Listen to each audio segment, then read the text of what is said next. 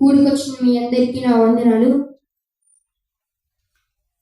ఈ సమయంలో పరిశుద్ధ గ్రంథం తెలిసినట్లయితే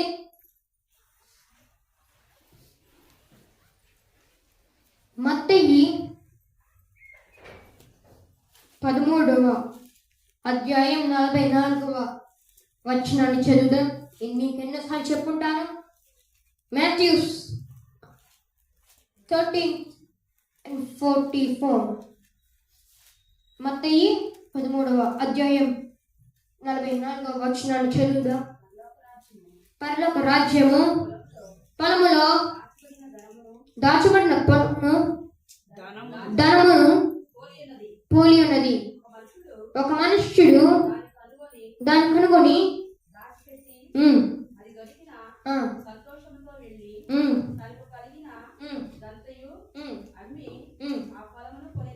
హల్లెలూయా. ఇక్కడ పొలము అంటే ఏంటి? పరలోక రాజ్యం. పొలము అంటే ఏంటండి? పరలోక రాజ్యము. ఈ పరలోక రాజ్యంలో అంట ధనము దాచబడి ఉందండి. మీకు ఒక కథ చెప్తాను.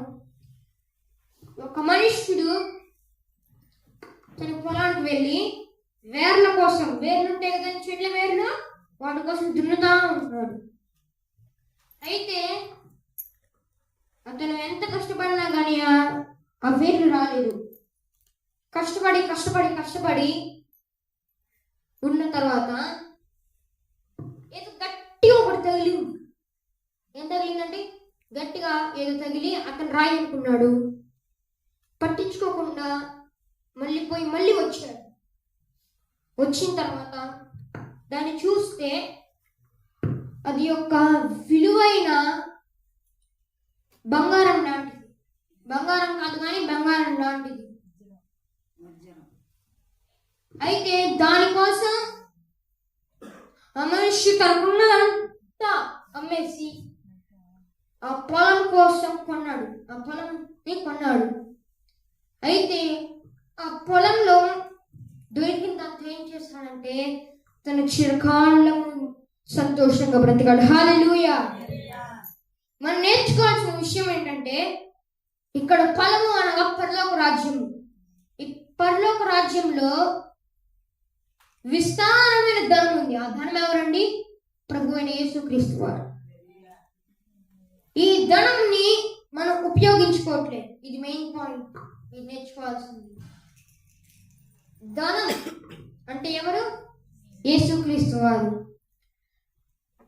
మన ఆత్మీయ జీవితంలో కూడా యేసుక్రీస్తుని మర్చిపోయి దేనికోసం పడితే దానికోసం వెళ్తున్నాం. ఇది మెయిన్ పాయింట్. నువ్వు ఏదైనా కొనుక్కోవాలన్నా, ఏదైనా చేయాలన్నా కానీ ముందు దేవుని పర్మిషన్ ఇస్తే కానీ నువ్వు అది చేయకూడదు. సెకండ్ పాయింట్, నీలో అభిషేకం ఉందా లేదా? మిమ్మల్ని ప్రశ్నించుకోవాలి ఒకసారి. నీలో అభిషేకం ఉందా లేదా అని నిన్ను నువ్వు ప్రశ్నించుకున్న తర్వాతే నువ్వు దేవుని పని చేయగలవు. నేను మీకు ఎన్నోసార్లు చెప్పుకుంటాను. నేను మా మమ్మీ కడుపులో ఉన్నప్పుడే, మా మమ్మీకి కూడా తెలియదు నేను పుడతాను. ఇది నవ్వులాటం కాదండి. మమ్మీ కడుపులో ఉన్నప్పుడు మా మమ్మీకి కూడా తెలియదు. కానీ మా ఆత్మీయ తల్లిదండ్రుల వారి తల్లిదండ్రులు ఎస్కే ఫ్రాన్సిస్ గారు నీకు ఒక కుమారుడు పుడతారు, అతని పేరు బెరాకాను పెట్టమని సగం పేరు అని పెట్టేశారు. అయితే మా మమ్మీ నవ్వుకుంది. సారా ఎలా నవ్విందంటే నాకు ఒక కుమారుడు పుడతారన్నప్పుడు నవ్వినట్లు మా మమ్మీ కూడా నవ్వుకుంది. నాకు కుమారుడు పుట్టడం ఏంటి, నాకే తెలియదు అనుకుని తను నవ్వుకుంది. అయితే నేను పుట్టిన తర్వాత మా తాతయ్య ఐజాక్ అని పెట్టేశాడు. ఇస్సాకు అని పెట్టాడు. మా మమ్మీ వాళ్ళు ఏం పెట్టారంటే ఐజాక్ అని పెట్టారు. మా డాడీ చివరికి పాల్, అందుకే నా పేరు ఐజాక్ బెరాకా పాల్గా ఉంది. హల్లెలూయా. కడుపులో ఉన్నప్పుడే సమూయేలు అభిషేకించబడ్డాడు. హల్లెలూయా. తన ప్రవక్తగా ఎలా అంటే అభిషేకం.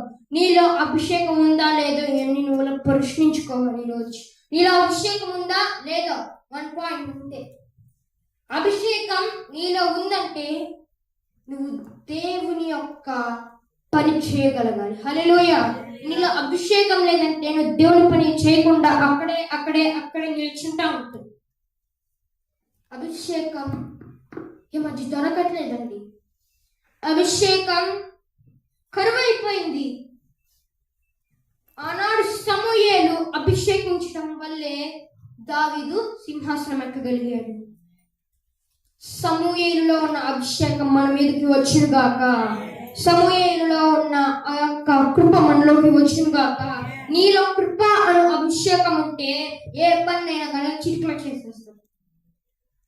ఇది 100కి 100% నిజం. పిల్లలు స్కూల్కి వెళ్ళేటప్పుడు వాళ్ళకి ఏదో ఒకటి నేర్పిస్తూ ఉంటారు. ఉటికే పంపిస్తారా అండి?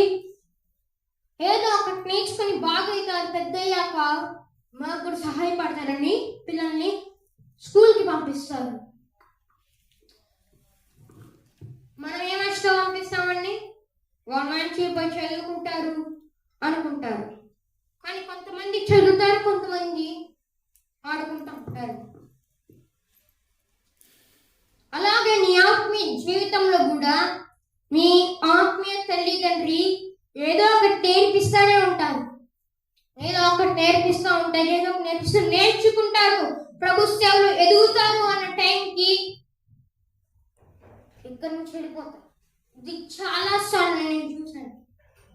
దేవుడు ఎన్నుకుంటే గాని నువ్వు మళ్ళీ ఇక్కడ తిరిగి వస్తావు. హల్లెలూయా. ఎంతో మంది యవనస్తులు వెళ్ళారు, వచ్చారు. వచ్చిన వాళ్ళని దేవుని ఎన్నుకున్నాడు. హల్లెలూయా.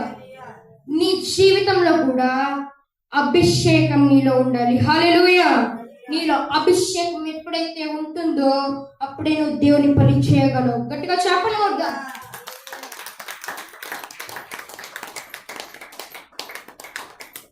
నీ ఆత్మీయ జీవితంలో ఎలా ఉన్నావని ప్రశ్నించుకోవాలి. ఇది మెయిన్ పాయింట్ అండి.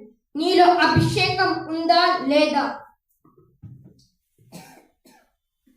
అభిషేకం ఉన్న వ్యక్తి ఏం చేస్తాడంటే దేవుని పని టకటకటకటకటకటగా తీసేస్తాడు.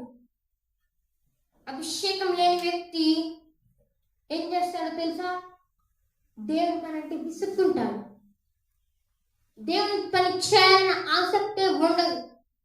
మీరు ఏమని అనుకోడు, కానీ దేవుని పని చేయాలన్న ఆసక్తి ఉంటే నీలో అభిషేకం ఉన్నట్టు. హల్లెలూయా. అభిషేకం నీలో లేకపోయినా కానీ నీలో వర్క్ చేస్తూ ఉండిద్ది. నువ్వు దేవుని పని అంటే ఏమనుకుంటున్నారంటే పోస్టర్లు ఐటమ్ ఫ్లెక్సీ పెట్టడం అది కాదు. దేవుని పని అంటే ప్రార్థన చేయొచ్చు, దేవునితో సహకరించవచ్చు. నీ దగ్గర ధనం లేకపోతే నీ ఆత్మీయ తల్లిదండ్రులకి సపోర్ట్ గా ఉంటుంది. ఇది మెయిన్ పాయింట్ అండి. కొంతమంది ఏం చేస్తారో తెలుసా? నేను ఆత్మీయ తల్లిదండ్రులకు సపోర్ట్ గా ఉండను, ఆత్మీయ దాంట్లో సహకరించను, ఎందుకు పోస్టులు అంటే ఫ్లెక్సీ. దేవుణ్ణి మనం బాధపడుతున్నట్లయితే జాగ్రత్త. ఎప్పుడో అప్పుడు నీ జీవితాల్లో దెబ్బతింటారు. అమృత జగత్ వచ్చారు కదండి, ఆయన ఎన్నో దెబ్బలు తిని తిని తిని తిని పైకి వచ్చారు. ఆయన అభిషేకం ఉండటం వల్ల దేవుని పని చేస్తున్నారు. హల్లెలూయా. నీలో కూడా ఆ అభిషేకం ఉంటే నువ్వు కూడా ఏ పనైనా చేసేయచ్చు. అభిషేకం కావాలంటే ఏం చేయాలి తెలుసా?